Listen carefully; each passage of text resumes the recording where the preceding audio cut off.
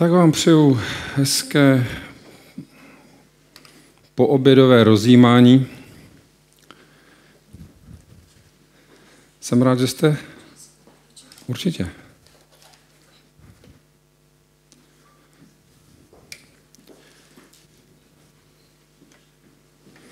Tak jsem rád, že jste přišli, že jste se připojili k tomu dnešnímu tématu. Nebude jednoduché, říkám to dopředu. Možná půjdu do míst, která se některým nemusí líbit. Proto dopředu říkám, všechno, co tady bude, si ověřujte. Nevěřte mi. Protože čím je tahleta doba dneska složitá, je to, že je spousty různých názorů a protinázorů a člověk se v tom těžce orientuje někdy. Ale stojí za to si ověřovat. Stojí. A když se nedá ověřit, anebo to nelze, tak je dobrý počkat, protože čas přinese. To, co vlastně ten hlavní úvodní název je, co můžeme očekávat v budoucnosti. Chtěl bych říct, kdybych to věděl, nevím, jestli bych byl šťastnější, asi úplně ne. Proto to Pán Bůh zařídil tak, že nevíme, že jenom můžeme tušit, ale díky Bohu za biblická proroctví, která nám jasně lajnují nějaké kontury toho, co je před námi, protože nemusíme být ztraceni a bez informací. A já vám dneska chci ukázat pár věcí a nechám plně na vás, abyste si sami rozhodli, jestli to, o čem mluvím, pasuje do těch proroctví, anebo nepasuje. A berte to jako takový zdroj možná věcí, které jste neslyšeli, nebo možná ano, ale možná v jiných souvislostech.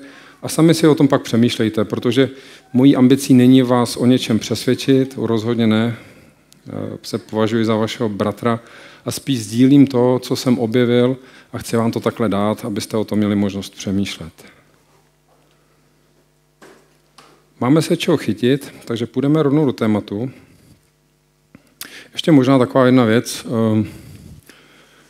Jsou to takové bloky, já vždycky asi na konci toho bloku to na chviličku zastavím, kdyby byly otázky, tak to můžeme na chviličku otevřít, protože možná je to lepší, než aby jsme to nechali úplně nakonec, protože těch otázek pak může být celá řada a možná byste na ně zapomněli, nebo bychom to nestihli. Takže já pak zastavím a řeknu, teď pojďme dávat otázky a můžeme o tom i diskutovat.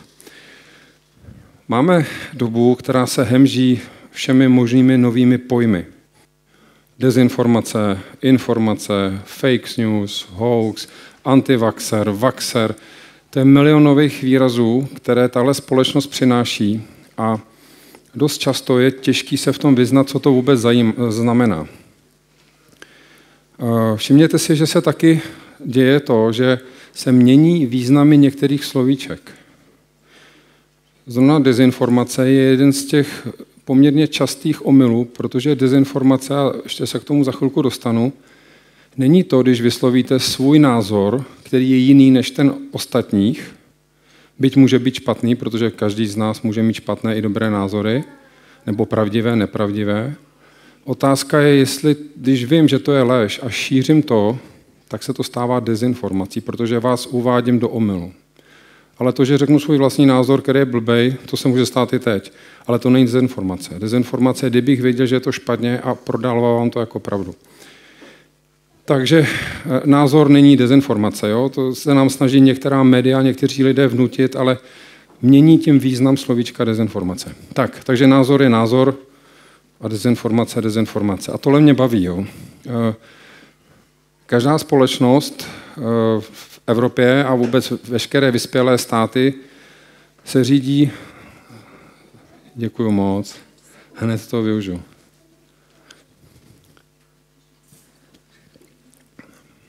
Máme takzvanou listinu základních práv, máme ji v Česku, máme ji evropskou, mají další země. Tady si přečtěte super definici. Tahleta listina každému z vás zaručuje určitá práva. To je nespochybnitelné právo dané touhletou listinou. A jedno z těch práv je svoboda projevu a informací. Každý z vás, každý z nás má právo na svobodu projevu.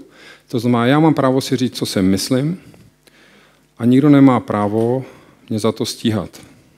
Samozřejmě má to mantinely, jo? To znamená, kdybych někoho urážel, A to už řeší zákoník, který je v podstatě v oblasti třeba trestního práva, to už zase řeší trestní právo, ale obecně, pokud se nedotýkám osobnosti, nesnižuji úroveň druhých nebo a tak dále, mám právo vyjadřovat svůj názor.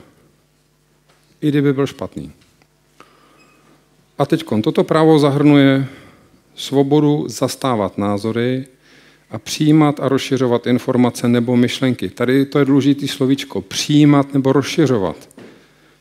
Já mám právo nejenom říct, co si myslím, ale také to šířit. Podle téhleté definice. Mimochodem to je Listina základních práv Evropské unie.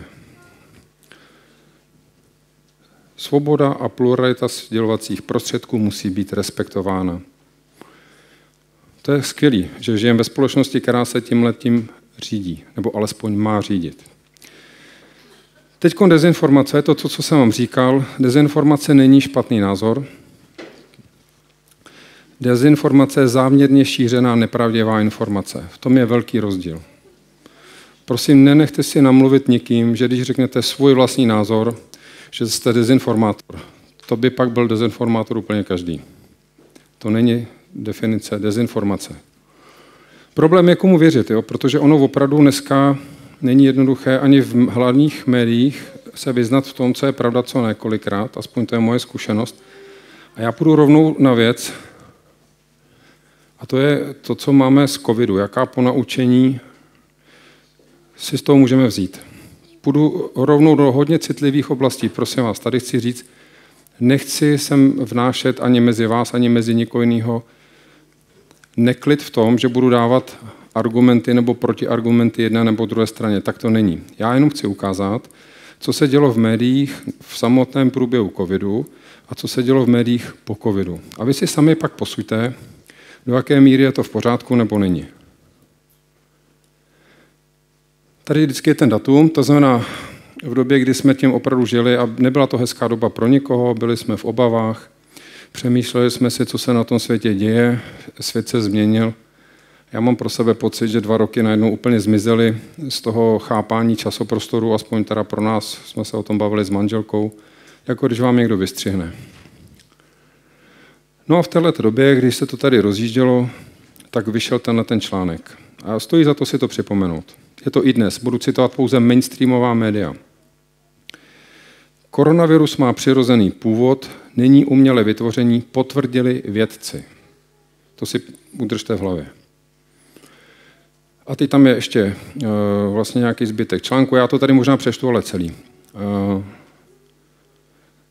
Analýza SARS-CoV a příbuzných koronavirů provedená mezinárodním týmem vědců nepřinesla důkazy o tom, že by byl virus vyroben v laboratoři nebo jinak uměle upraven.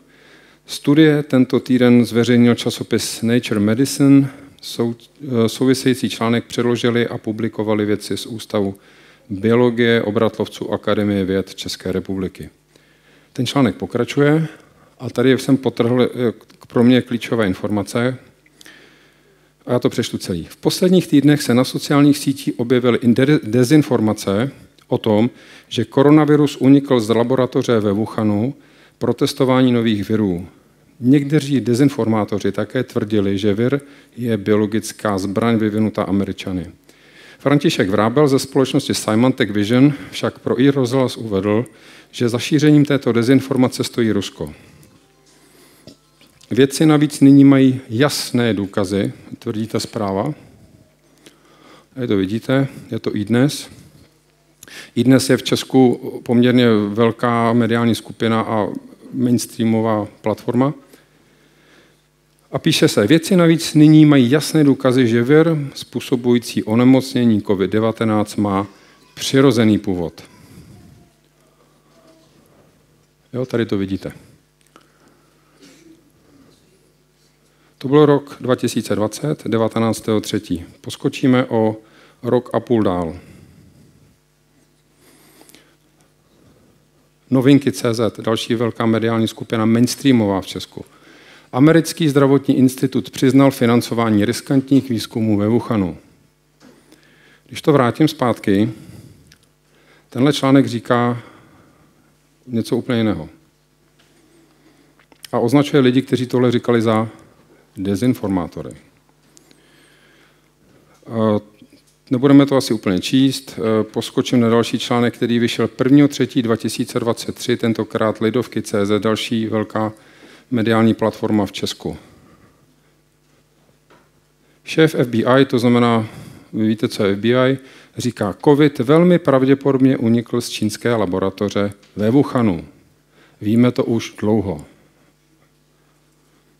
Nepřijde vám to divný, když rok a půl předtím někdo označí za lidi, kteří tohleto říkali, označí za dezinformátory? A ty samá média pak píší něco úplně jiného?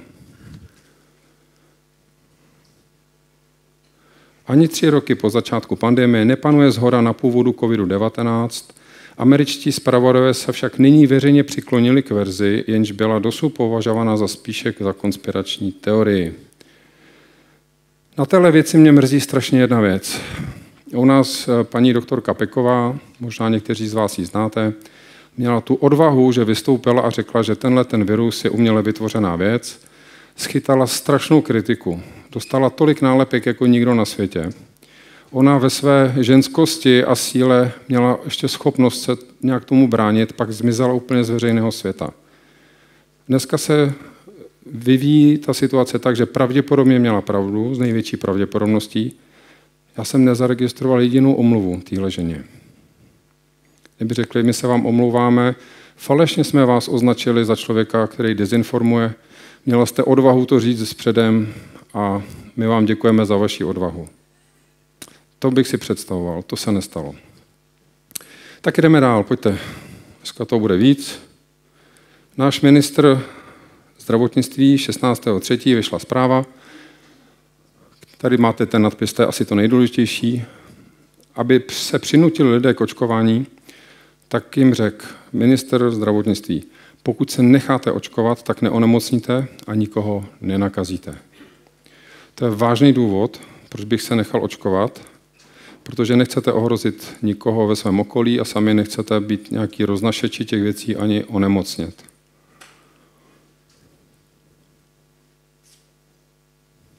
Za chviličku potom, to je bývalý nebo i současný primátor Prahy, říká tohle, že očkovaný může virus přenášet, jsme věděli. Vláda to ale nepouštěla ven. Tady máte ještě takový detail z toho, co říkal.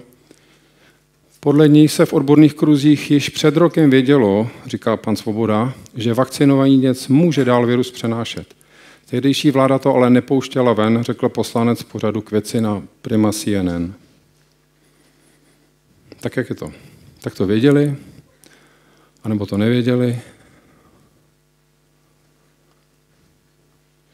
Že nejenom pan Svoboda tuhle informaci měl, tady vám ukážu ještě něco jiného. Rok 2020, 11.12. Tohle není jen tak nějaká instituce, to je Úřad pro kontrolu potravin a léčiv Spojených států amerických, vydává zprávu, kde tady máte kratoučký překlad to, co dneska vlastně řešíme. V současné době nejsou k dispozici údaje, říká tahle zpráva, na jejich základě by bylo možné určit, jak dlouho bude vakcína chránit. Ani neexistuje důkaz, že vakcína zabraňuje přenosu. Takže pan Svoboda měl pravdu a tehdejší ministr zdravotnictví říkal něco úplně jiného. Tak teď mi řekněte, kdo je dezinformátor. Chápete? A v té době, když na to někdo upozornil, že všichni lidé, kteří se věnovali očkování, v té době v Česku, takový ty, co se nebáli o tom mluvit, říkali, ale tohle není pravda. Dostali nálepku dezinformátor, antivaxer a jiný nálepky. Zase neslyšel jsem nějakou omluvu, že by se někdo omluvil. Mrzí mě to, protože z lidského pohledu ty lidi byli zraněni a naopak byli věrni svému profesnímu životu. A to, co se celou dobu učili na vysokých školách, to, co viděli ve své praxi, a pak s tím šli ven s odvahou, tak vlastně přispělo k tomu, že dneska častokrát úplně ztratili práci anebo se ztratili z veřejného života. Tady bych chtěl říct, že každý může udělat chybu a neodsuzuju vůbec vládu za to, že nějak jednala. Jenom mě mrzí, že pokud se stala chyba, tak by se to mělo přiznat, mělo by se za to omluvit a měly by se nastavit nová pravidla, jak ty věci řešit. A vůbec to nevnímám, že by se něco takového dělo. Takže co byla dezinformace nebo nebyla, nechám na vašem zvážení. Tak, teď ještě 2 věci k tomu tématu, pak můžeme dát na chvilku pauzu. 26.3.2020 Media Guru, což je časopis pro marketéry v Česku, vydal tuhle informaci. Facebook zakročil proti dezinformacím o koronaviru a sami si dokážete určitě představit, co všechno bylo součástí téhle kampaně, co bránili, co škrtali, co nepouštěli. Tady můžeme si něco přečíst tomu ještě z téhletý zprávy. Proti dezinformacím a hoaxům spojených s pandemií koronaviru bojuje Facebook ne na své největší síti, ale také na Instagramu, v Messengeru a WhatsAppu. Mimochodem, z téhle doby jsem pochopil, co jsou takzvaný, jestli to říkám správně, shadow ban. To znamená, vy máte třeba příspěvek na své sociální síti, vy ho tam napíšete, ale on ho vůbec nikdo nevidí, protože Facebook ho prostě skryje. Ale máte ho tam, máte pocit, že jste se vyjádřili, jenom k tomu nemá nikdo přístup. To se děje, to je terminus technicus. Podívejte se na to, byla velká kampaň v bývalém Twitteru, dneska je to platforma X, kdy se na tohle přišlo, že se vlastně banovali někteří uživatelé a oni psali příspěvky na všechno možné, ale Twitter, protože se mu to nelíbilo, tak to všechno tak jako skrýval. A my jsme žili v pocitu, že máme přístup k informacím, ke všem názorům. Facebook omezuje šíření dezinformací o hoaxu, to jsme si říkali, a tady ještě přečtu kousek. Na Facebooku a Instagramu jsou odstraňovány ty dezinformace, které mohou vést k bezprostřednímu poškození zdraví. Po to se podepíšeme všichni, že něco, co může poškodit zdraví, nepatří do veřejného prostoru, ale otázka je, co je ta dezinformace. Takže mizí tak nepravdivá tvrzení o léčbě, dostupnosti služeb nebo ohniscích nákazy a tak dále. To si můžete najít, to vám když tak pošlu odkazy. To důležité je, že Facebook tohle začal dělat, to znamená začal likvidovat obsah, který nebyl v souladu s nějakým viděním světa v té době. A bingo, v roce 2004 nedávno vyšla tahle zpráva. Bidenová administrativa chtěla, aby Meta, to znamená majitel Facebooku a Instagramu, cenzurovala ohledně covidu veškerý obsah, říká zakladatel téhle skupiny. Dokonce vyjádřil, že ho to vlastně jako mrzelo, že se nechali přitlačit americkou vládou k tomu, aby cenzurovali obsah. Tak žijeme ve svobodné zemi, ve svobodném světě, kde máte přístup k informacím, anebo někdo řekne tohle jo a tohle ne.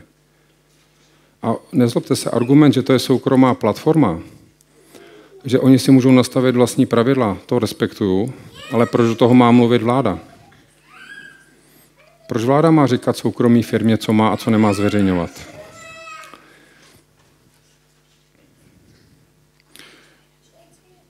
Šéf americké technologické společnosti Mark Zuckerberg tvrdí, že administrativa prezidenta Joe Bidena během pandemie vyvíjela na firmu tlak, aby na svých sociálních sítích cenzurovala část obsahu týkající se nemoci COVID-19. Kdyby se situace opakovala, Meta by se proti tomu podle Zuckerberga postavila dneska. Předtím to neudělali. Tak tady vidíte, že u některých lidí dochází k posunu toho, jak chápou svoji roli v tom a tlak jakékoliv administrativy na svobodu vyjadřování si myslím, že je za hranicí svobody vyjadřování, tak jak nám ji garantuje ta ústava, kterou jsem ukazoval na začátku. Takže to byl takový úvod z hurta, se omlouvám, že ty to bylo takový hodně silný, ale myslím si, že je dobrý si ukázat, jak se v čase vyvíjí přístup hlavních médií k té dané situaci. A pro mě osobně z toho plyne jedno velké ponaučení. Pro mě osobně. Já chci být velmi opatrný v tom, jak budu mít rychlé úsudky na to, co uslyším v médiích, protože se může stát, že za 2 roky ta zpráva bude znít úplně jinak. A mluvím o mainstreamu, hlavním proudu. A proto nestojí za to, aby jsme přinášeli do našich společenství neklid a vášnivé diskuze o tom, co někdo někde napíše, protože sami vidíte, že za 2 roky se píše něco úplně jiného. A nikdo se nad tím nepozastavuje. Takže to je pro mě takový vlastně apel, který jsem se rozhodl pro sebe aplikovat i v našem společenství, kde jsme to díky Bohu ustáli, ale kde cítím, že to jsou témata, která akorát mohou rozdělovat, pokud jim věnujeme příliš času a nikam nevedou, protože nikdo neví, co vlastně je aktuálně správně. Aspoň tady vidíte rozdíl pár měsíců. Takže dávám první prostor pro případné komentáře, otázky, dotazy. Nikdo nic? Tak jdeme dál z kopce.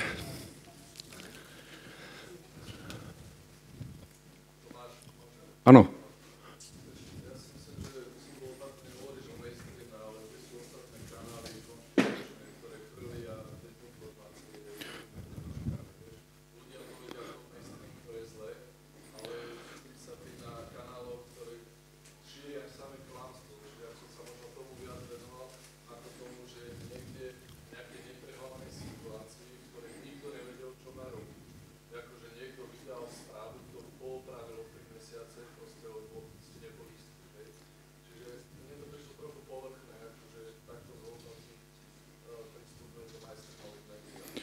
Ale děkuji za zpětnou.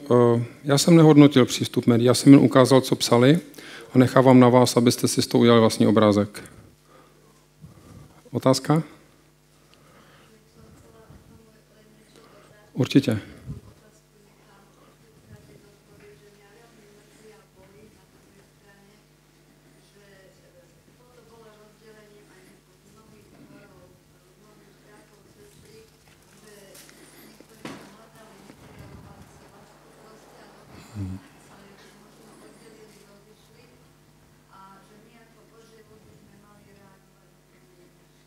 Děkuji za tohle ten vstup, protože já si myslím úplně to samé. Víte, nikdo z nás to neměl jednoduché. Všichni jsme byli vyděšení, bylo to něco nového, bylo to strašně nebezpečné, bylo to něco nového. Ano, lidé umírali, média šlapala do pedálu, to bylo vidět, vláda sama v kterékoliv zemi asi nejdřív nevěděla, co má nebo nemá dělat. Vůbec to nikomu nezazlívám, prostě to byla nová situace. Já mluvím o tom, že by, pokud se zjistí, že něco bylo jinak, tak bych očekával, že lidé se za to omluví. To je vlastně moje jediná věc, kterou jsem si troufnul tady hodnotit v této souvislosti.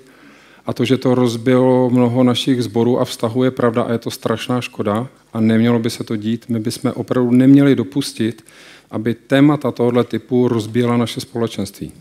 To je naše odpovědnost. Jo? My musíme najít tu míru, která je ještě zdravá pro diskuzi, protože když je to něco nového, potřebujeme se o tom bavit, musíme hledat odpovědi, modlit se za to, ale nesmíme dovolit, aby se to promítlo do našich vztahů. To si myslím, že je strašně špatně. Já tě hned vyvolám, dám ti slovo. A víte, pokud věříme proroctvím, tak víme, že přijde něco dalšího a ještě těžšího. Berme to jako trénink, z kterého se můžeme ponaučit. Jo, já to nechci tady otvírat proto, aby jsme si připomínali, co bylo těžkého v minulosti a teď jsme zase kvůli tomu dohadovali. Prosím vás, to není ten důvod. Důvod je to, že chci říct, že tohle je učebnice a taky, jestli si vzpomínáte, já jsem to tam na začátku té prezentace, myslím, i psal. Počkejte, vám to tady ukážu. Velká učebnice, to je ten důvod, proč to tady ukazuju. Pojďme se z toho poučit.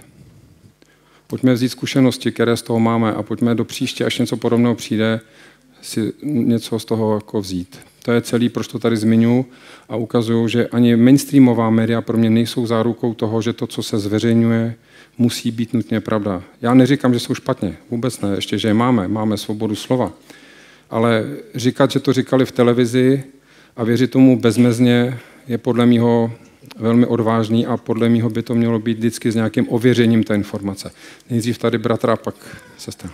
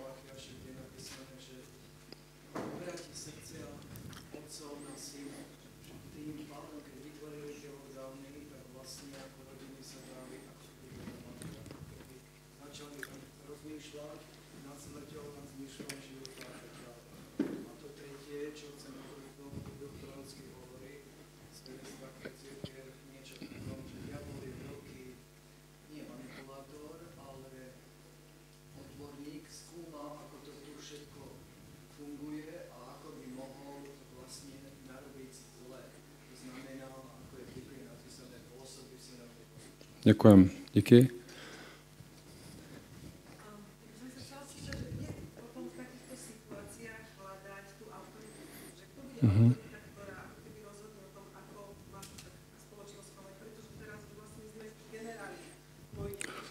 Určitě, máme přehled zpětně, že jo? Vidíme to zpátky, no.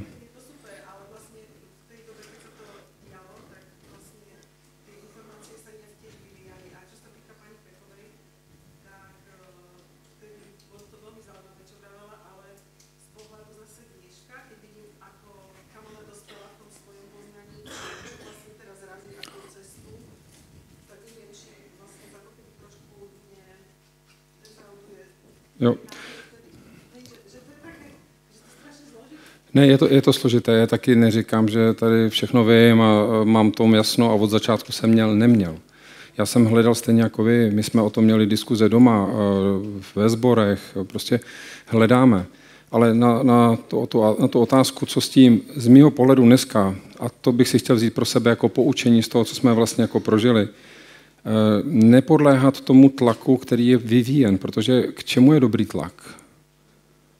Nerozumíte, proč někdo tlačí? Jo? Prostě z jakého důvodu? Já si myslím, že pořád Pán Bůh touží po tom, abychom měli svobodu. To si samozřejmě jde ruku v ruce s nějakou odpovědností za naše zdraví a taky za lidi okolo nás, to je samozřejmě pravda, ale ta doba nesla nějaké ovoce a to ovoce nebylo o svobodě. Aspoň pro mě ne. Takže já si myslím, že za mě je to o tom, dát to na modlitby, protože přeci jsme boží lid. A jak si řešit tohle typu? No na modlitbách. Semknout se k Pánu Bohu a říct, Pane Bože, co máme dělat? My nevíme. Já si nemyslím, že na všechno máme odpovědi a že všechno víme. Nevíme. Prostě najednou je situace, s kterou si nevíme rady. Tak co? Tak buď se začneme o tom dohadovat a rozhádáme se ve společenství, anebo klekneme na kolena a řekneme, Pane Bože, prosím tě, co máme dělat? Ukaž nám. A já si myslím, že v tomhle máme jasno. Jako tady je přeci, jestli máme největšího dárce života, nejhodnějšího, nejlaskavějšího tatínka, tak který táta by nechtěl poradit svým dětem?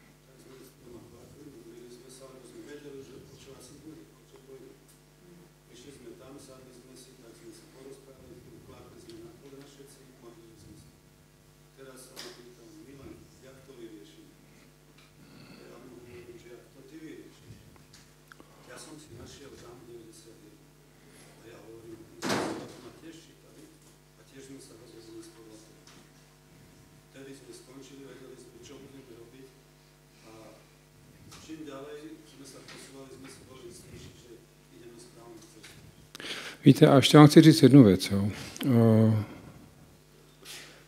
Já to řeknu, volá mi moje mamka, vystrašená z toho, co se děje, že vlastně neví, jestli se má nechat očkovat nebo ne, co bych jí poradil. To je opravdu těžká otázka, když vám položí maminka tuhle otázku. Já jsem říkal, mami, já ti nebudu říkat, co máš dělat, musíš si to rozhodnout sama. Protože kdybych ti řekl, neudělej to, něco se ti stane, budu si to vyčítat. Kdybych řekl, udělej to, něco se ti stane, budu si to vyčítat. Je to na tobě, to je tvoje svobodné rozhodnutí. Já tě nebudu nutit ani k jedné, ani k druhé věci, byť už jsem v té době věděl za sebe, jak se v tom já budu zachovávat. Ale mamce jsem řekl, že to musí rozhodnout ona. A já si myslím, že bychom všichni měli mít pořád svobodu si to rozhodnout sami. To je můj názor. Tak, jdeme dál. Já vím, že to je bolavé téma, ale aspoň to sdílíme společně, víte co, to je strašně důležitý, protože kde jinde o tom mluvit, než v tomhle společenství. Otázka. Dobře, poznámka.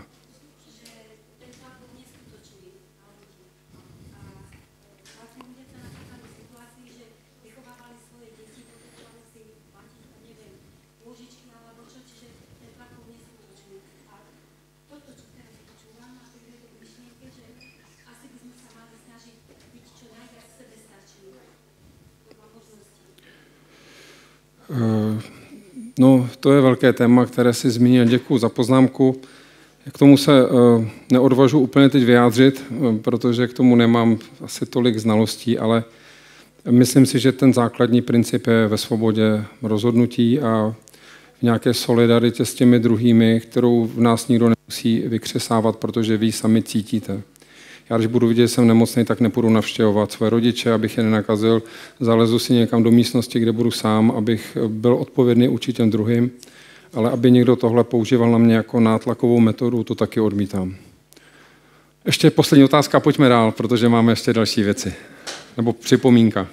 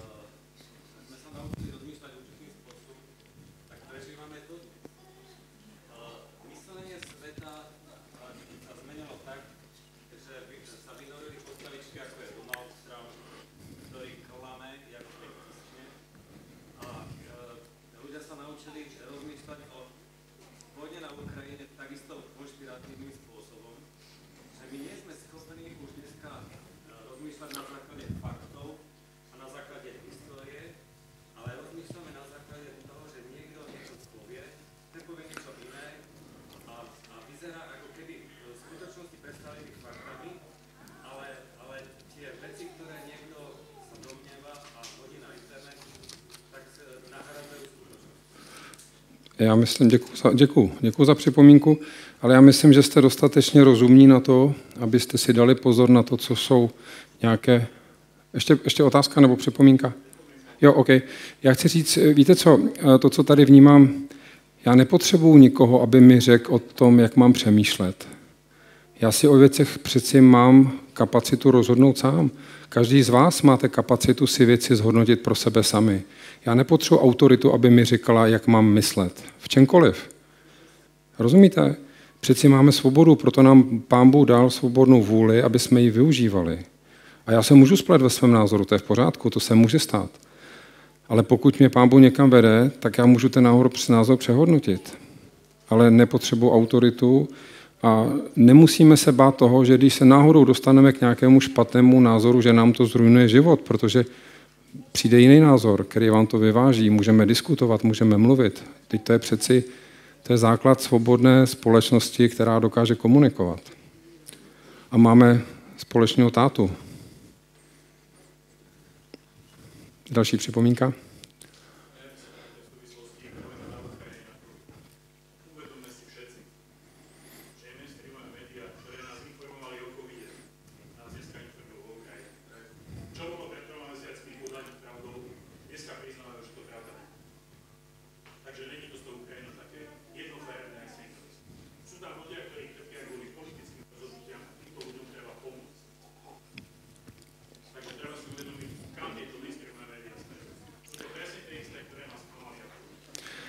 Tady vám chci říct, že ne všechno, co je v mainstreamu, je špatně. Jo, zase dejme pozor na druhý extrém, aby jsme všecko, co je v extrému, považovali za závadné. Není to tak. Já jsem rád, že tady jsou, ale na druhou stranu dneska už jsem ve stavu, kdy i tohle si ověřuju. Je to smutný, ale je to tak. Jo, prostě ano, děkuju. Děkuju. Určitě vítaná připomínka. Kam to směřuje? Pojďme se podívat.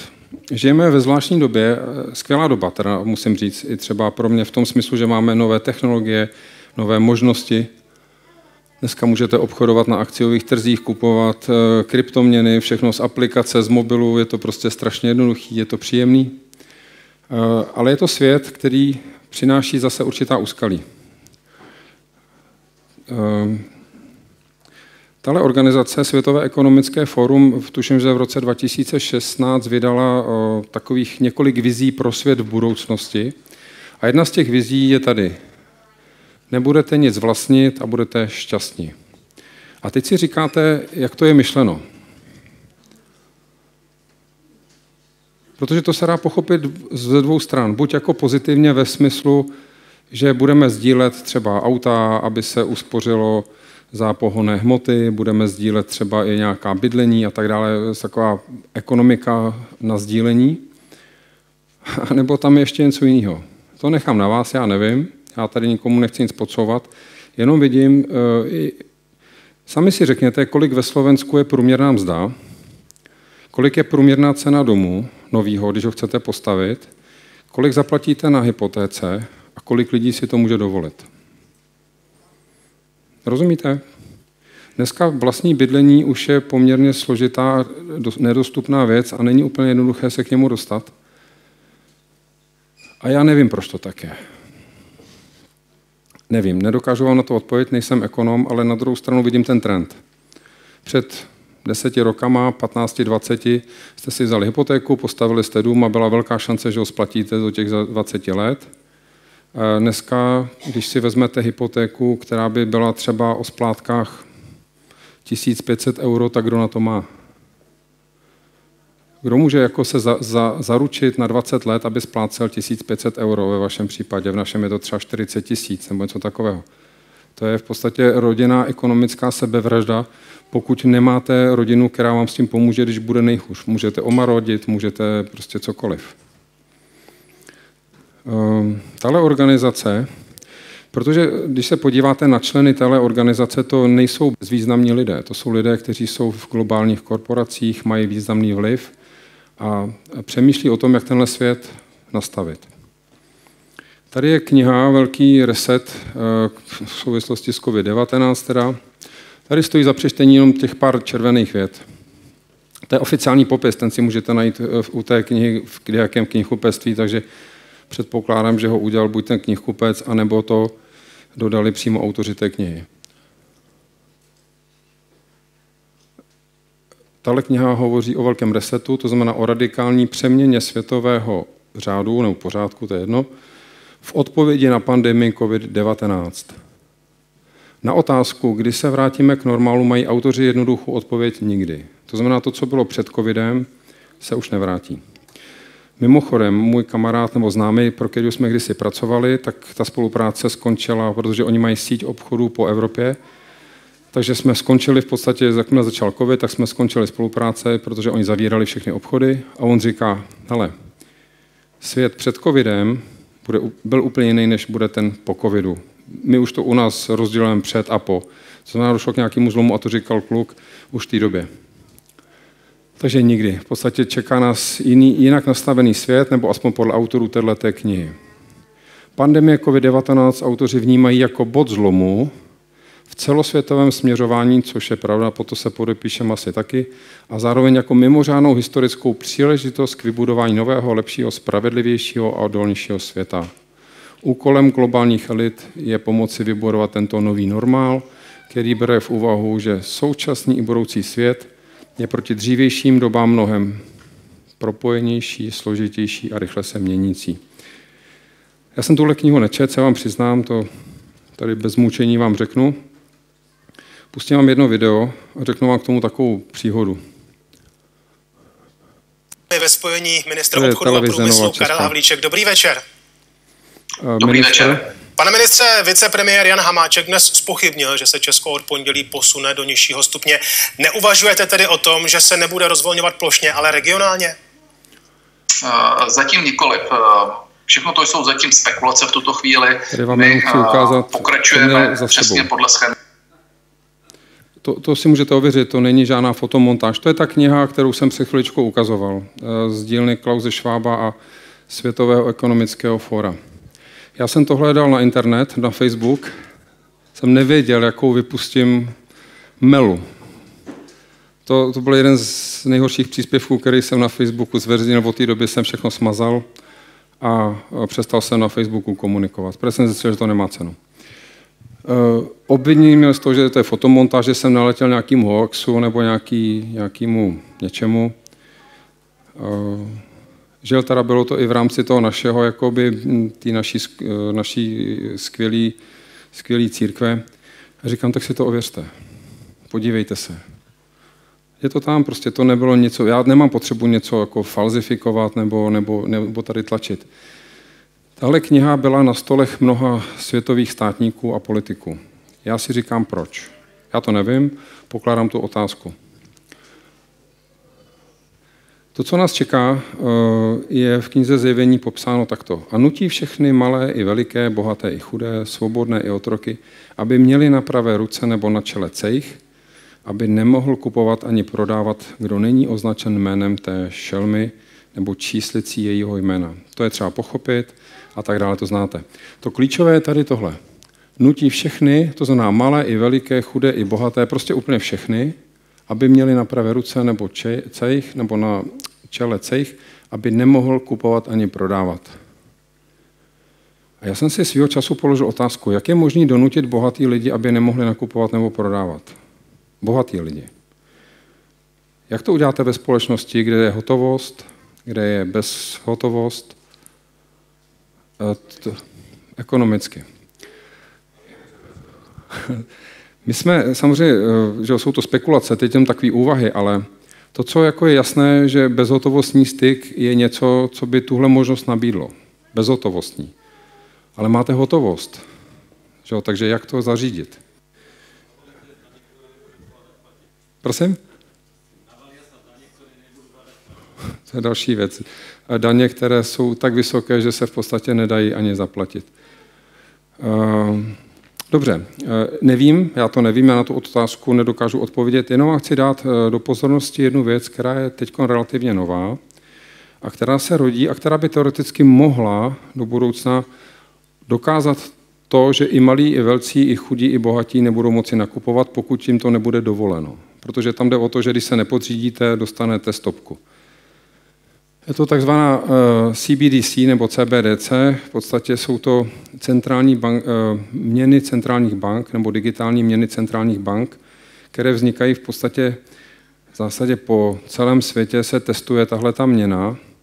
A je tam rozdíl v tom, že klasická banka, třeba Česká národní, vydává peníze, takzvané fiat měny, to jsou ty koruny, vy tady máte eura, my máme ještě koruny. Je tady vize, že centrální banky začnou vydávat digitální měnu, která může nahradit tu tištěnou, ale bude to u té centrální banky. Nebude to, třeba vy znáte možná nějaké kryptoměny, to znamená Bitcoin, Ethereum a podobné měny, které jsou v podstatě digitální, ale nejsou ve správě ani pod vládou centrálních bank. Tahleta jo. Tady vidíte, že Česká národní banka už o tom hovoří. Testují se provozy těchto bank. Děkuju. Já mám velkou spotřebu vody dneska.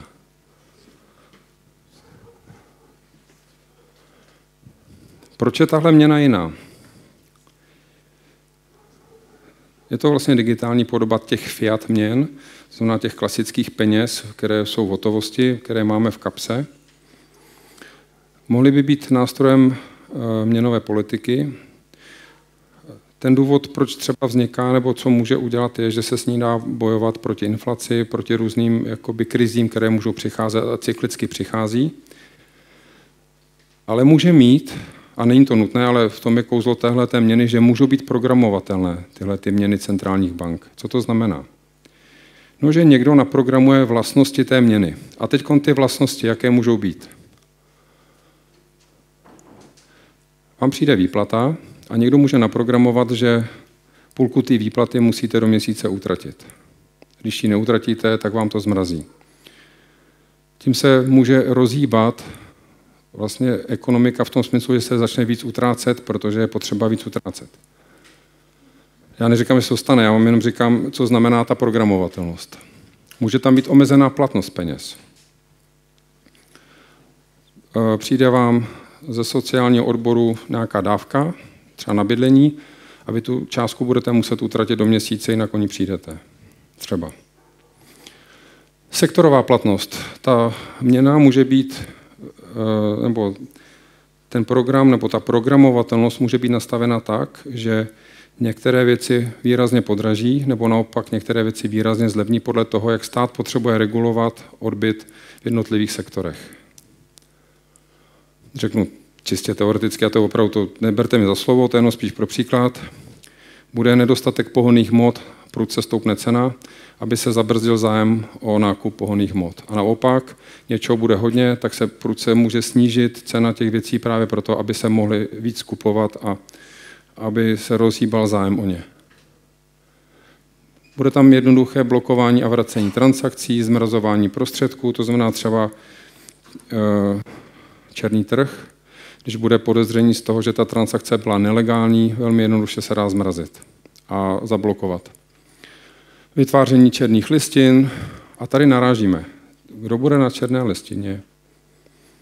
Rozumíte? Teď se to řeší v různých souvislostech, že se blokují majetky a tak dále, což je v pořádku. Ale otázka je, kam ten systém namíří.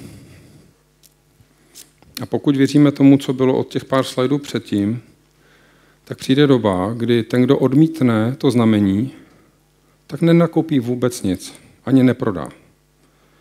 To chci říct. Já neříkám, že to bude CBDC, já to nevím. Jenom vám říkám, že už se rodí nástroje, které to dokážou. Tak. Jo, a tohle je docela zajímavý. Omezená výše vkladu a tím nad určitou výši negativní úrok. To znamená, stát řekne, my nechceme, abyste měli tak velký úspory. Dostanete limit, třeba, řeknu, já nevím, se napadá 40 000 euro, a co bude nad 40 000 euro, z toho vám půjde negativní úrok. To se může stát. Ta měna to bude umět. A jenom podotýkám, že jsou to centrální národní banky. To není žádná soukromá společnost. Tak a k penězům ještě jednu věc bych chtěl říct. Strašně mi vrtalo hlavou, proč jsou všichni pořád tak tlačený do dluhu. Kupte si tohle, nečekejte, půjčte si. Aspoň svýho času v Česku bylo tolik reklam, že jsem měl pocit, že si musím koupit všechno na světě, včetně dovolený a spousty nepotřebných věcí. Státy se zadlužují. My máme schodky rozpočtu, jaký jsme doteďka nikdy neměli. A já si říkám, kdo to zaplatí jednou. To se podle mě už nedá vůbec platit. A hlavně, kdo vlastní ten dluh. Protože dluh se dá prodat. Já když si půjčím u banky a nebudu splácet, tak ta banka ten můj dluh může prodat někomu jinému. Třeba za 50%. Kdo vlastní naše dluhy? Já nevím. Písmo nás varuje před tím, abychom se zadlužovali bez nějakých myšlenek a jasně říká, že dlužník se stává otrokem věřitele. A tohle vám říkám z vlastní zkušenosti. Tohle není, že bych to někdy si načet. Je velmi nepříjemný být v náručí někoho, komu dlužíte. Pán Bůh chce, abychom byli svobodní, což s dluhama jde docela složitě. Tím neříkám si nepůjčovat vůbec, protože si myslím, že třeba na bydlení, pokud člověk to zvládne splatit, tak je rozumné se zapůjčit, ale podlehnout pocitu, že si musím půjčit na všechno, včetně zbytečných věcí, si myslím, že je strašné lákadlo a nebezpečné téhle doby. Tak jo, tak jdeme na politiku. Chcete k tomu něco ještě? Tady. Hrasťo.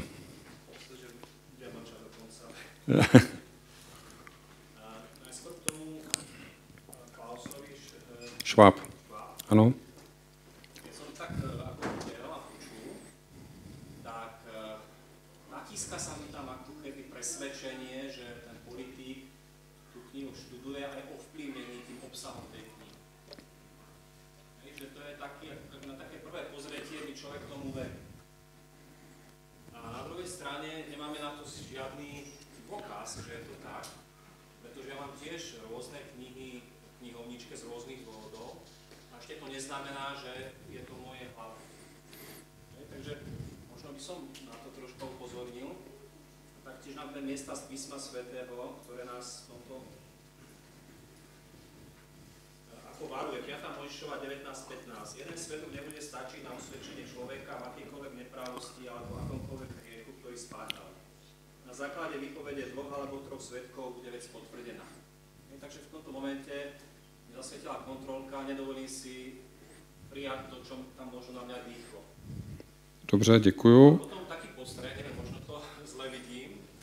V tej časti, keď si hovoril o tých menách a o týchto veciach, tak ja som si kladol, čo ma ten obsah, ktorý počúvam, motivoval. Nie je to už motivácia strachom, o ktorom sme hovorili do poludňa? Tak pokud jo, můžeme to... Takhle, já jsem...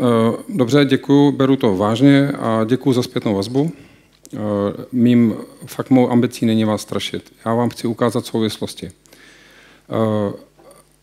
To, že si myslím, že když si někdo vystaví v živém vysílání knihu s hřbetem nebo s titulní stranou do kamery, pro mě osobně znamená, že se s tím rád pochlubí. Vy byste si tam dali něco, s čím se nestotožňujete. Jo? Ale tím neříkám ani, že ta kniha je sama o sobě celá špatně, vůbec ne. Prostě jsou to inspirativní myšlenky, s kterými politici v současné době pracují. A jestli s tím pracují nebo ne, já nevím a já nikoho neobviňuji. Na druhou stranu říkám, že evidentně náš ministr tu knihu zná, pracuje s ní, čerpá s ní a jsou to věci, které já chci vědět, protože já potřebuji vědět, z čeho ty lidi čerpají. Jsou placený z našich daní. Jo? A jestli to je negativní, může to tak být, ale opravdu věřte mi, že to není mým cílem, jako na vás tady házet nějakou deku, ale jsou to souvislosti. A já neobvinuji pana ministra z toho, že něco dělá nekale, já neobvinuji, já jim říkám, že velmi pravděpodobně tuhle knihu zná a čerpá z ní, nebo čerpal z ní. To je celé. A tím neříkám, že je to ani dobře, ani špatně, ale je dobře o tom vědět. Tady aspoň pro mě. Tak tady byly 2 ruce. Pardon, tady 1, 2, 3. Tak. Ještě ne, promiň, tady první.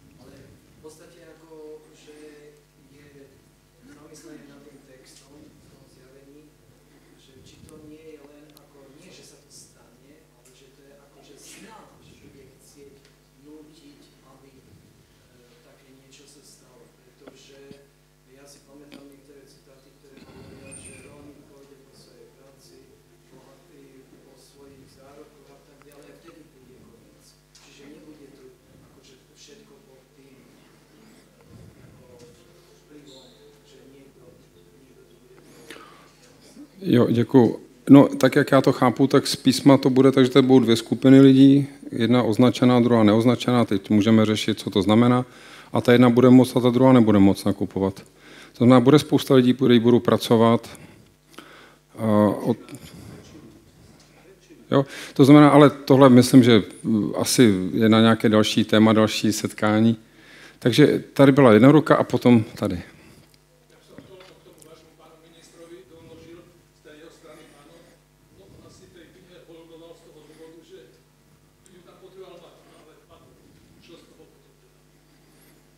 Jo. Díky Bohu, že máme demokracii.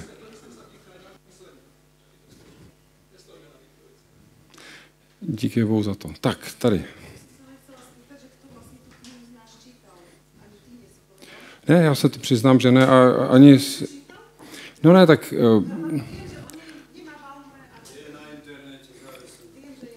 Dá se pořídit. Jo. Dívejte, ale já nedělám analýzu té knihy. Ani do toho jsem se nepustil. Já jsem neřekl, že je dobrá nebo že je špatná. To jsem neřekl. Já jsem jenom řekl, že z této knihy čerpá náš ministr a popis, který jsem zveřejnil, je veřejně dostupný. To znamená, je to na vás, co se vám teď vlastně jakoby dává do souvislostí v myšlenkách. Já jsem nevyřknul žádnou tézi v téhle souvislosti.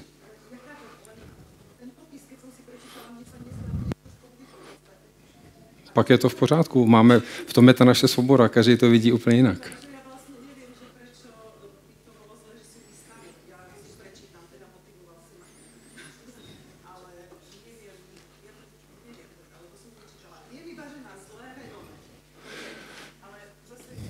Já bych asi tohle úplně nepřečenoval, jestli má zlé nebo nemá. Prostě je to kniha, z které čerpalo více politiků, těch důkazů je víc. Dělali to v nějakém svém přesvědčení. Já jim to neberu, jenom chci ukázat tu souvislost. Pojďme dál.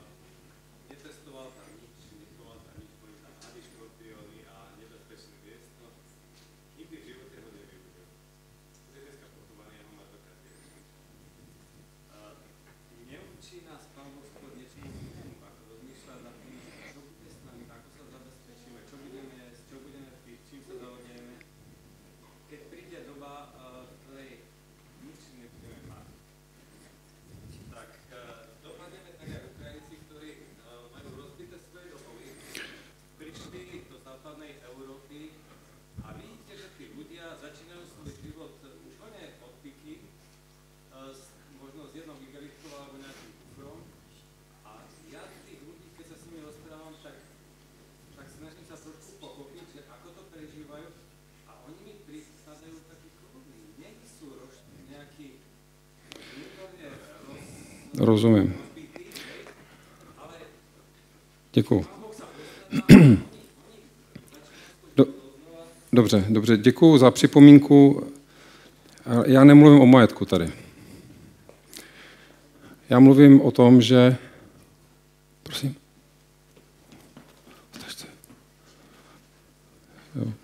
Hledáme klíč, tak pardon, tady byla jen taková informace stranou. Je tam určitě. Jo, je tam. Co se týká toho, co říkám, já nemluvím o penězích, o zajišťování se majetkem, já jenom říkám, že je tady proroctví, které říká, že přijde doba, kdy lidé, kteří se nepodvolí systému, budou persekováni tím, že nebudou moci nakupovat a prodávat. Já nespochybnuju, že už tady lokálně tyhle věci byly, já mluvím o tom, že tohle je před námi, aspoň tak tomu adventisté věří, a že to bude v globálním rozsahu. A snažím se poukázat na to, že jsou tady nástroje, které to umožní. Já jsem nemluvil o tom, jestli se máme zajišťovat nebo nezajišťovat, do toho bych se vůbec nepouštěl, protože to je na zvážení každého člověka, jak si tuhle věc vyřeší. Já si myslím, že primárně bychom se měli držet Pána Boha a poslouchat, co nám říká. To je největší příprava, kterou můžeme udělat. Protože pro někoho to bude znamenat někam se odstěhovat a pro někoho zůstat. Já to nevím, ani po mně nechtějte rady v téhle oblasti, protože tohle ví jenom Pán Bůh. Tak, dobře, pojďme dál. Politika. Další šelma ze zjevení, další mocnost ze zjevení, která přijde na scénu a která změní svou retoriku z toho klidného beránka do té dravé šelmy, bude někdy v budoucnu taky země, kterou máme tak rádi, nebo já aspoň jo. Pro mě je to vzor svobody, vyznání, pracovitosti, protože jsem měl možnost téhle zemi několikrát být. Ale také nemohu nevidět to, co se děje okolo současného dění politického v Americe a co se děje okolo obou kandidátů. Já už jsem dospěl do stavu dneska, byť osobně se přikláním k jednomu proudu více, ale na druhou stranu jsem dospěl k názoru, že to není žádná cesta. Protože jediná strana v uvozovkách, kterou bychom měli volit, je ta boží. A tady si zachovat chlidnou hlavu a sledovat jenom věci, které se dějí, protože to, co nás má zajímat, co se děje a co bude před námi. Tady jenom nevíme, jak dopadnou tyhle volby, které budou, za chviličku nás to čeká, ale tak, jak já chápu tu situaci, tak Donald Trump stojí na, a dneska se ještě vám to ukážu za chviličku, stojí na té straně, řekněme, návratu takzvaně křesťanských konzervativních hodnot do Spojených států. Proto je tady taky projekt 2025, ukážu vám, o co se jedná.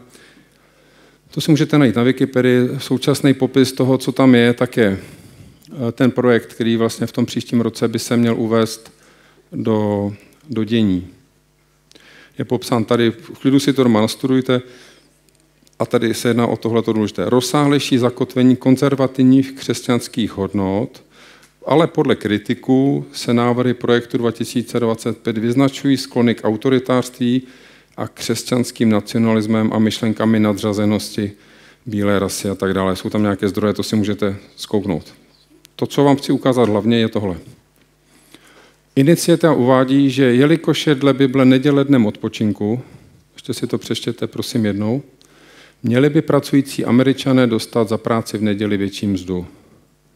To znamená, rodí se tady platforma, která v případě, že vyhraje Donald Trump, tak bude mít ambici vrátit křesťanské hodnoty do Ameriky a bude se to projevovat tak, že neděle bude jaksi chráněna více proto, aby se v ní nepracovalo.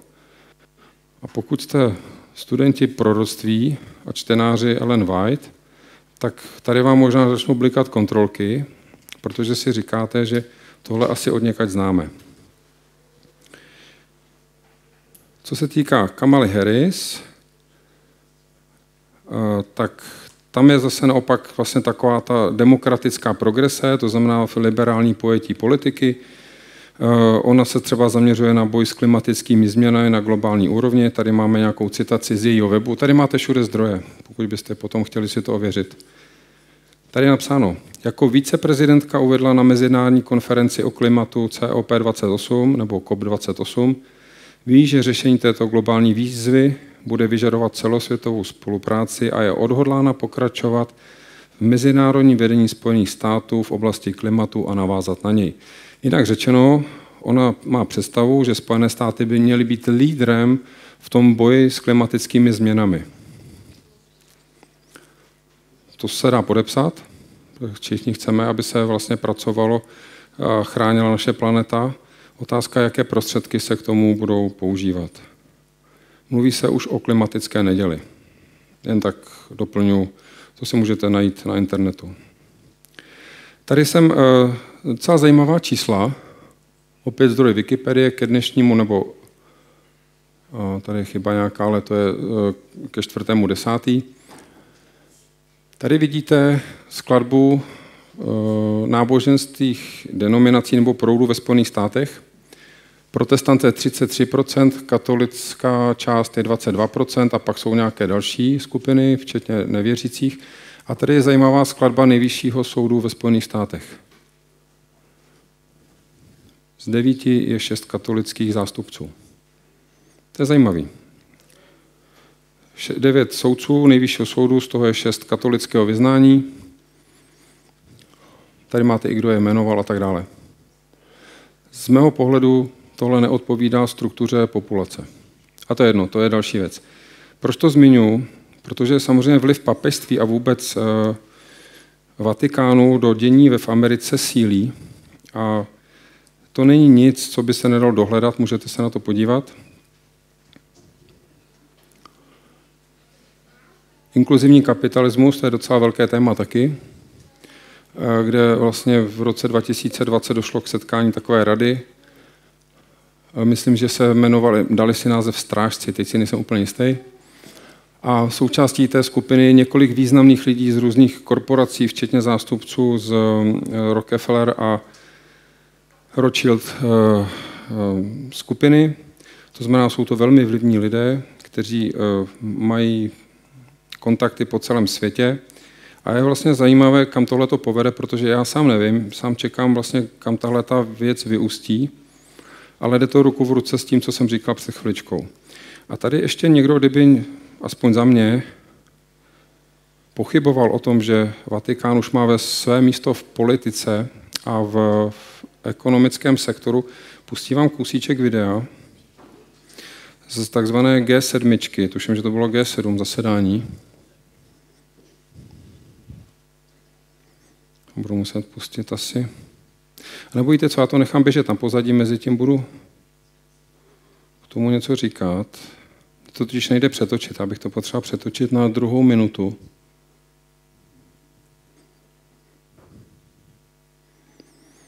Aha. Tak to nejde ani připojit teďko. Tak vám už tak pustím potom. Já bych možná potřeboval už telefon. Já mám připojení na internet, mi chybí asi. A to mám přímo z internetu propojený. Děkuju.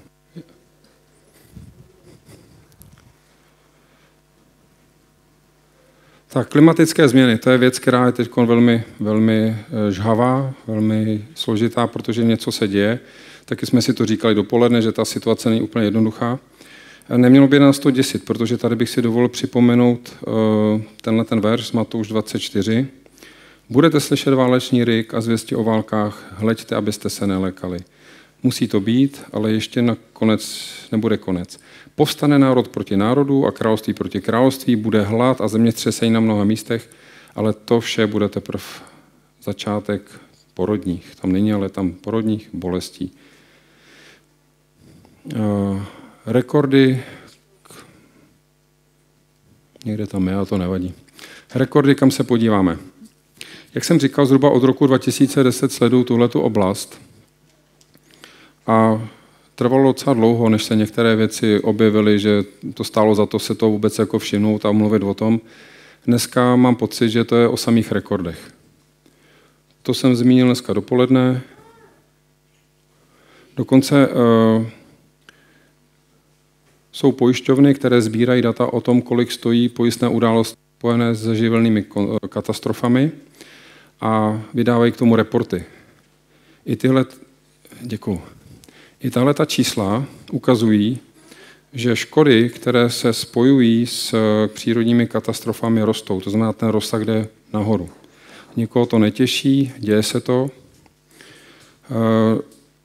Pro nás by to nemělo být zase zdroj nějakého strachu nebo obav, ale prostě v tom jasný trend toho, že ty věci se zhoršují. To chci říct. A s tím, že samozřejmě si toho všímá i politický svět a chce na to nějak reagovat. Jenomže na to bude reagovat zase jinak. To nebude na kolenou, Pane Bože, my jsme tu planetu zničili, prosím tě, pomož nám ji spravit.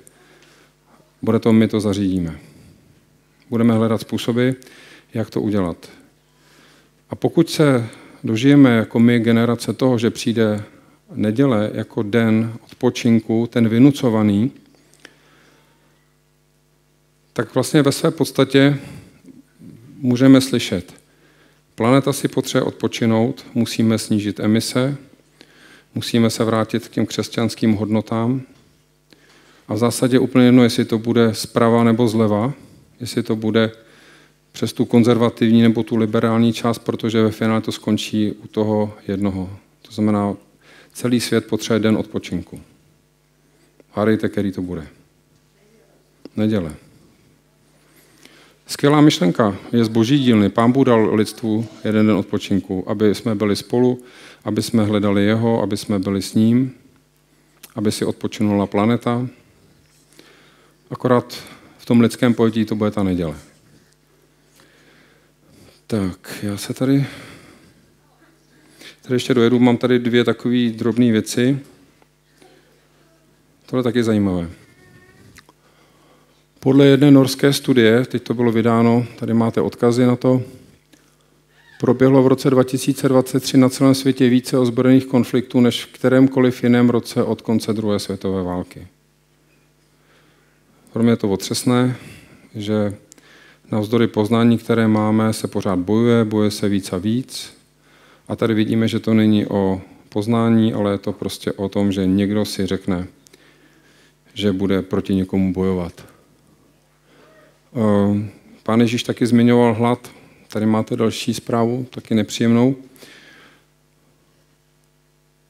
Zajímavé, že za posledních 5 let vzrostla úroveň hladu po světě do míry, kterou neznáme. Globálně. Je to samozřejmě i díky těm válečným konfliktům, ale děje se to. Tohle asi přejdu, myslím, že si můžete najít v podstatě potom doma, ale stojí to za komentář možná aspoň trošičku.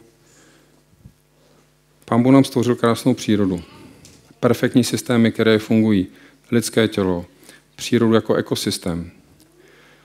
Lidstvo dostalo schopnost uvést některé vynálezy do života a všimněte si, že to bylo zhruba někdy v tom 19. století, tam to masivně začalo narůstat. Plasty, skvělá věc. Až do doby, kdy jsme zjistili, že jich je tolik, že se nám to začíná vracet do našich těl. Formou mikroplastu. Tohle jsou z mainstreamu všecko zprávy a můžete si ověřit. Tohle je pro mě velmi alarmující.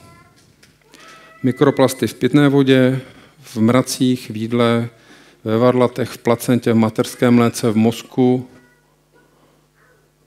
v plodové vodě. To znamená, my jsme do té přírody, do té naší krásné přírody dostali tolik plastů, že už se nám to začíná vracet zpátky a už se to začíná usazovat v našich tělech. A já nevím, co s tím budeme dělat jako lidstvo. Já to nevím, já nejsem vědec, jenom mě to svědčí, že jsme tu planetu strašně, ale strašně poškodili. A místo, aby to lidstvo řeklo, Pane Bože, my jsme to opravdu zvorali, mrzí nás to, tak si myslím, že bude přicházet úplně jiné řešení, ke kterému se dostanu. Tady se nemusíme divit, protože Pán Ježíš říkal, že bude jako za dob Noého a za dob Lotových. Vy víte, co se dělo, ale jeden z těch detailů, který vlastně Pán Bůh viděl před potopou, je, že byla země zkažena a plná násilí. Zde údajně není myšleno, že byla zkažena jenom morálně, ale ona byla zkažená i ekologicky. Do jaké míry to tak je nebo není? Prostě myšleno zkažená ze vším všude. Samozřejmě plná násilí. Tak a tyto řešení.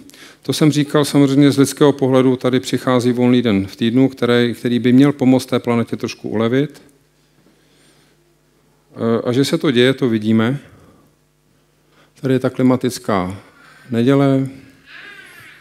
Tohle není globální záležitost, ale přeci jenom už jsou tu takové signály, které se dějí. Tady máte Evropskou organizaci na podporu volné neděle. A tady to si přečtěte, to je krátký překlad z tohoto článku.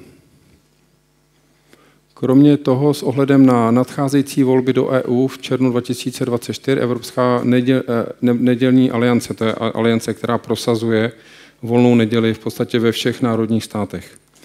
Vyzývá poslance Evropského parlamentu a kandidáty do evropských voleb, aby podpořili manifest jejího řídícího výboru a uznali hodnotu zavedení společného týdenního dne odpočinku tradičně v neděli na úrovni EU pro všechny občany.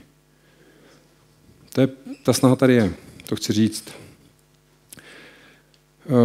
To je způsob, jakým se lidstvo bude chtít vypořádat s tou krizí, v které jsme. Proto to dávám na talíř teďkon, protože bude velmi těžký proti tomu argumentovat. Představte si, že za vámi někdo přijde a řekne, hele, a proč teda bojuješ pro týdenní neděli, protože to je super vynález. Zlepší to vztahy, zlepší to přírodu, odpočineme si, budeme spolu. Zkuste si teď říct, jak na tohle odpovědět. Teď je to vlastně geniální den volna. Akorát, že ten den nesedí. No a v čem je problém? Rozumíte? Tohle nebude vůbec jednoduchá situace, proto to ukazuju. My bychom se na to měli nějak s boží mocí připravit. Já neříkám, že to je všechno o argumentech, ale o tom si uvědomit, že se blíží argumentační boj daleko větší, než ten, který jsem ukazoval na začátku. To byla procházka růžovým sadem proti tomu, co se teď blíží. My nevíme, jestli se to dožijeme, já nevím, jenom si myslím, že bychom o tom měli přemýšlet a připravovat se na to v boží moci. Tak, tyhle ty texty znáte, tady vás o tom, to si můžete potom přečíst, velký spor věku. Strašně zajímavá věc, jenom tady zmíním ten začátek. Prostřednictvím dvou velkých bludů, Ellen Whiteová píše velké bludy, nesmrtelnost duše a posvátnost neděle. Uvede Satan lid pod své klamy a tak dále. A z toho se pak všechno odvíjí. Tady máme to, o čem jsem mluvil před chviličkou, že se představitelé různých církví spojí, aby přemlouvali, přesvědčovali nebo donutili všechny uctívat neděli. Ono to bude mít důvody. Přeci to zní logicky, že jo? Potřebujeme tu planetu zachránit. Potřebujeme ty vztahy srovnat. Potřebujeme být zdravější. To všechno to je pravda. Jenom ten den je prostě posunutý. Dobré zprávy nakonec. Já nechci, aby to vyznělo úplně negativně, protože to, co vlastně nás hlavně zajímá a proč to všechno vůbec tohleto řešíme, je to, že porodní bolesti jednou skončí a pokud my budeme generace, která se toho dožije, tak musíme mít pořád na očích to, co je zatím. Tak jako možná ta máma, která chce dítě, tak nemyslí asi nejdřív na ty porodní bolesti, které by možná odrazovaly od toho mít další děcko, ale těší se na tu novou bytost, na ten nový život zatím. A to je přesně to, co si myslím, že máme mít my v hlavách. Tohle přijde, o tom já nepochybuju. Lehký to nebude, o tom nepochybuju. I ty zkušenosti z toho covidu nám jasně ukázaly, že to bude dost ošklivý boj o argumentech, bude to zkouška vztahů, to jsme si prožili všichni, ale je to něco, z čeho se můžeme poučit právě proto, abychom se těšili na to, co je zatím. Pán Bůh slibuje, že stvoří novou zemi, nová nebesa a že to, co bylo, už nebude připomínat. To je úžasná naděje. Jan popisuje v knize Zjevení tohle. Viděl jsem nové nebe a novou zemi, neboť to první, to už všechno pominulo. Dokážete si trošku představit tu úžasnou úlevu, kdy už tohle nebude muset řešit. Kdy už budeme prostě s tím naším tátou v tom úžasném jeho království, kde budou platit úplně jiný pravidla, kde bude jenom láska, pochopení, trpělivost, kde bude něco, na co se prostě můžeme těšit, budeme tam spolu a nebudeme řešit věci, které jsme si předtím ukazovali. Z lásky Pán Bůh nás o těchto věcech informoval, proto až to přijde a my u toho budeme, jestli u toho budeme, tak aby jsme se s tím dokázali poradit. To je hlavní smysl toho, co jsem tady dneska říkal. Klidně na všechno zapomeňte, klidně se na mě zlobte, že jsem ukázal věci, které se vám nelíbí, ale prosím, odneste si to, že jestli přijde do nějaké těžké doby, tak zatím je to krásno. Zatím je to, proč jsme tady. A to je tohle. Řeknu vám takovou zkušenost. Máme souseda, to je pán, dneska je mu 90 let skoro, nebo za rok mu bude 90. Ještě 4 roky zpátky jsme jezdili na kole spolu. V 85 letech jezdil na kole. A já jsem s ním měl jednou takovou diskuzi. On je ateista, takový zarytej, prostě ne, nic neexistuje, až umřu, tak usnu a vůbec nic mě nezajímá.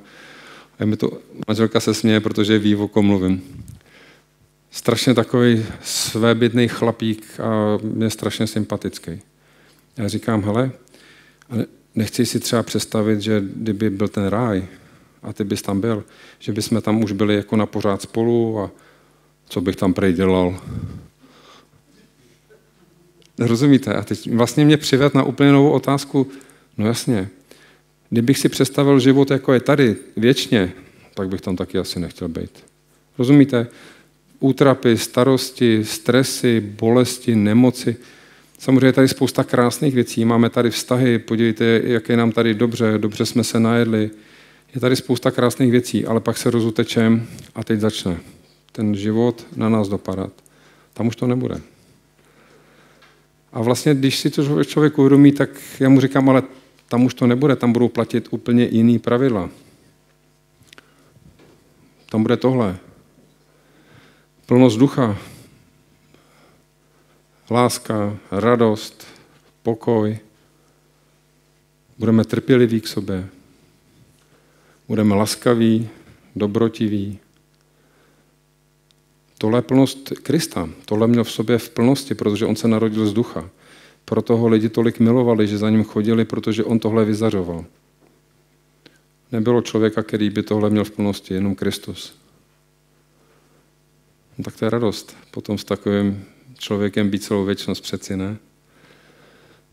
Víte, proto vám to dávám, jakože, aby to nevyznělo úplně jako negativně. Na druhou stranu, ještě tam nejsme. A já si myslím, že než se bránit diskuzím na těžká témata a neříkat si věci na rovinu, je lepší si to říct na rovinu, možná spolu nesouhlasit, ale diskutovat o tom ve vzájemném respektu a ve vzájemné lásce.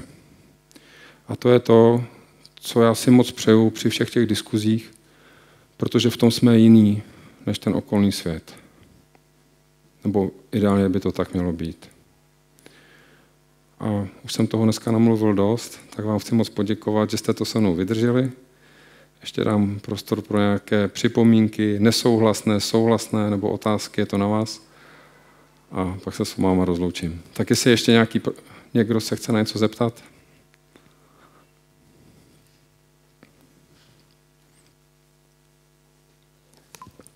Zdá se, že ne. Moc vám děkuju. Vážím si toho, že jste tady opravdu byli.